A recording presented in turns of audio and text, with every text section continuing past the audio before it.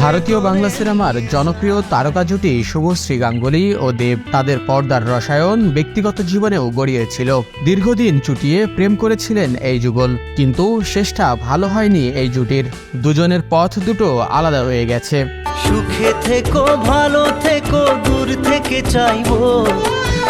দীর্ঘ বিরতির পর কিছুদিন আগে একই মঞ্চে দেখা যায় শুভশ্রী ও দেবকে। অতিথি হিসেবে শুভশ্রীর হাতে পুরস্কার তুলে দেন দেব। এই মুহূর্তের একটি ভিডিও ক্লিপ ঝড়ের গতিতে ছড়িয়ে পড়ে সামাজিক যোগাযোগ মাধ্যমে। এতদিন বিষয়টি নিয়ে দেব কিংবা শুভশ্রী কারো কোনো মন্তব্য পাওয়া যায়নি।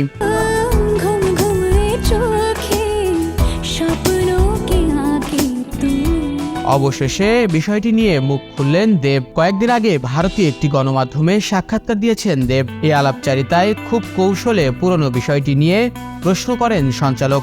ঘটনার বর্ণনা দিয়ে সঞ্চালক বলেন, বেশ আগে সোশ্যাল মিডিয়ায় একটি ভিডিও দেখেছিলাম যেখানে অমিতাভ বচ্চন সিলসিলার একটি গানের রিসাইটেশন করছেন।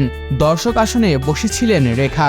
এরপর অমিতাভ একটি লাইন বলেন, যার বাংলা তর্জমা, আমি জানি তুমি কোথাও নেই, আমার জীবনের কোথাও নেই, কিন্তু আমি জানি তুমি এখানে আছো, কোথাও একটা রয়েছো।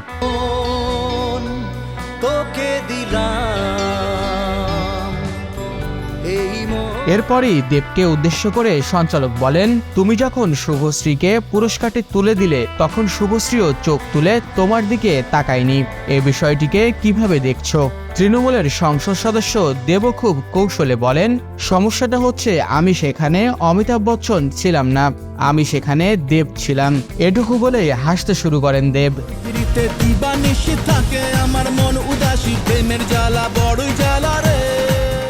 দেবের সঙ্গে সম্পর্ক ভাঙার পর পরিচালক রাজ চক্রবর্তীর সঙ্গে সম্পর্কে জড়ান শুভশ্রী। 2020 সালে বিয়ে করেন তারা।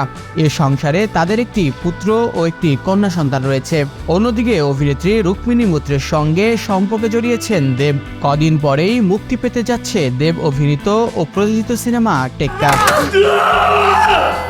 বিনোদন ডেস্ক, রাইজিং বিডি।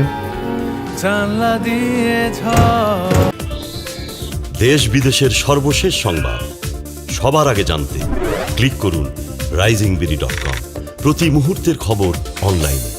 250-টিরও বেশি ডিজাইন অপশন নিয়ে ওয়ালটন স্মার্ট ফ্রিজ, বোঝে আপনার প্রয়োজন।